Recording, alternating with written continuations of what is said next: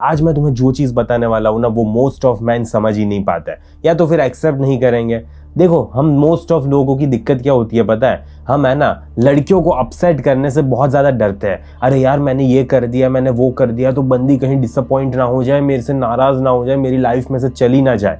And जब भी तुम ये स्कैर्ड फील कर रहे हो ना, उसी टाइम पे तुमने अपने आप को खो दिया है। एंड मैंने ये बहुत बार होते हुए देखा है। मोस्ट ऑफ बंदे ये चीज करते हैं कि वो इतने ज्यादा डर जाते हैं कि यार मैंने ऐसा बोल दिया तो बंदी नाराज हो गई एंड मेरी लाइफ से चली गई तो क्या होगा, मैं तो इसको खो दूंगा। लेकिन नहीं ब्रो, तुम उसे खो या तो फिर ना खो, तुम अपनी रिस्पेक्ट जरूर खो दोगे। मेन प्रॉब्लम की बात करते हैं। मेरा एक फ्रेंड था जो ऐसी रिलेशनशिप में इन्वॉल्व हो गया है ना, उसको वो बंदी पसंद भी नहीं थी, ना ही वो अट्रैक्टेड था, ना ही उसकी कंपेटेबिलिटी मैच हो रही थी, ना ही वो उसको अच्छा फील करवाती थी।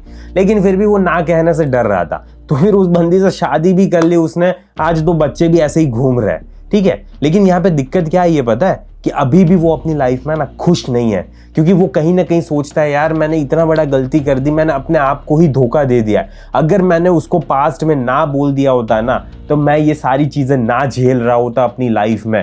मैंने क्यों उससे शादी की, क्यों उसके साथ रिलेशनशिप में आया, क्यों ये सारी चीजों को कंटिन्यू किया। एंड अभी भी वो कंटिन्यू सिर्फ इसीलिए कर रहा है क्योंकि वो डर रहा है कि यार मैंने इसको मना कर दिया तो मैं तो बैड गाय बन जाऊंगा, मैं तो इतना ज्यादा खराब इंसान हूँ, मुझे कोई लाइफ में कॉम्प्लिकेशंस नहीं चाहिए यार, इसलिए इसके साथ जिंदगी जी रहा हूँ। क्या है, अब तो 2 बच्चे भी है, बीवी भी है, ठीक है, खुश है, मजे में चल रही है जिंदगी। मजे में तो नहीं है, लेकिन फिर भी ये दिक्कत क्या हो रही है ना, कि उसने लाइफ में से अपने आप को ही खो दिया है। ट्रुथ जो मोस्ट मैन अवॉइड करते हैं। अगर तुम विलिंग नहीं हो ना बंदी को डिसअपॉइंट करने के लिए, तो ये चीज अपनी लाइफ में याद रखना कि वो बंदी तुम्हें डिसअपॉइंट करेगी। तुम्हें यहाँ पे दिक्कत क्या हो रही है ना, कि तुम्हें बार बार उसका अप्रूवल चाहिए होता है। एंड इसलिए दिक्कत क्या आ रही है पता है? वो अपने खुद के ड्रीम्स को भी खत्म कर देते। ठीक है यार, कुछ नहीं, अब तो ये बंदी है मेरे साथ, अब वो जैसा बोलेगी वैसा ही मैं करूंगा। एंड अपनी खुद की लाइफ भी उसके हिसाब से जीते हैं। वो जैसा बोलेगी वैसा करेंगे, वो जैसा नहीं बोलेगी वैसा नहीं कर सकते। क्यों? क्योंकि डर रहे यार मैंने ऐसा कुछ कर दिया, वो बंदी मेरी लाइफ में से चली गई, ये वो फलाना ढिमकाना। इतनी ज्यादा चीजें सोच के ना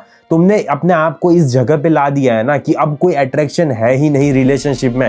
अब ना ही उसको मजा आ रहा है, वो ऐसे ही जस्ट तुम्हारे साथ रहने के लिए रह रही है बस, बाकी कोई अट्रैक्शन नहीं है रिलेशनशिप में। आखिरकार ये होता क्यों है? एक चीज है ना जिंदगी में गांठ बांध के याद रख लेना, लड़की कभी भी इन डिसीजन को रिस्पेक्ट नहीं करती। जो भी तुम ये बार बार सोच रहे हो ना, यार मैं क्या करूं, मैं क्या नहीं कर सकता, ये कर सकता हूँ, वो नहीं कर सकता, एंड मैं बंदी को ऐसे मना नहीं कर सकता, यार बेसिकली तुम लीड नहीं कर पा रहे रिलेशनशिप में। एंड ऐसे बंदे के लिए ना बंदी कभी भी रिस्पेक्ट नहीं ला सकती अपने अंदर। अगर तुम मन ही मन इतने ज्यादा कॉन्फ्लिक्ट में होते हो ना, तो लड़की कभी भी तुमसे अट्रैक्टेड फील नहीं कर सकती। तुम्हें अपनी लाइफ में इस जगह पे पहुंचना है कि हाँ, मैं ये चीज इसलिए कर रहा हूं क्योंकि मुझे ये चीज सही लग रही है, एंड मुझे लग रहा है कि हाँ यही चीज मुझे पूरी जिंदगी भर करनी चाहिए, एंड इसीलिए मैं करता रहूंगा। इतने ज्यादा फर्म होने चाहिए तुम अपने डिसीजंस में। तब जाके क्या हुआ ना, कि कुछ चीज चेंज हो जाती है। अब तुम बार बार बंदी से अप्रूवल नहीं मांगते, क्योंकि अब तुम लीड करना सीख गए हो अपनी जिंदगी में। एंड ये जो स्ट्रेंथ है ना मेरे भाई, वही अट्रैक्शन को क्रिएट करती है। शिफ्ट की बात कर लेते हैं। स्ट्रॉन्ग मैन है ना, कभी भी अपने आप को बहुत ज्यादा ओवर जस्टिफाई नहीं करेंगे। अगर वो नहीं समझना चाहती, नहीं समझ रही, तो ठीक है, उसकी मर्जी, नहीं समझना है तो नहीं समझना। लेकिन मैं इसकी वजह से अपने life and terms and conditions नहीं चेंज कर सकता, क्योंकि मुझे पता है कि मैं ये सर्टेन चीजें क्यों कर रहा हूँ, किस लिए कर रहा हूँ, एंड मैं ऐसे ही करता जाऊंगा अपनी लाइफ में। एंड इससे होता क्या है ना, तुम्हारे अंदर ये कैपेसिटी आती है कि तुम अपने खुद के डिसीजंस बनाते हो एंड उसके कॉन्सिक्वेंसेस भी फेस करते हो। अगर बंदी नाराज हो जाती है तो ठीक है, नाराज हो गई, अब बार बार मैं उसे मना तो नहीं फिर सकता, मेरी जिंदगी में और भी कुछ काम है, लेकिन मैं ये कॉन्सिक्वेंसेस को फेस करने के रेडी हो, क्योंकि मुझे पता है कि मैंने ये डिसीजंस क्यों लिए हैं एंड क्यों ये मेरे लिए सही है।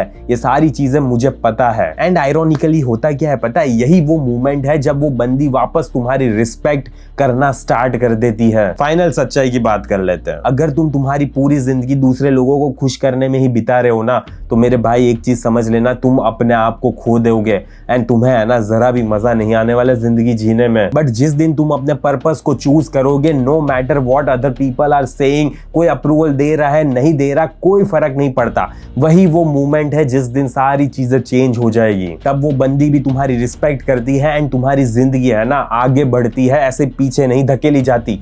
तो प्लीज मेरे भाई जीवन में आगे बढ़ना स्टार्ट करो। मैं यहाँ पे एक चीज को क्लियर करना चाहता हूँ, मोस्ट ऑफ बंदे अपनी लाइफ में है ना लड़की को इसीलिए नहीं खोते क्योंकि वो बहुत बुरे इंसान होते हैं।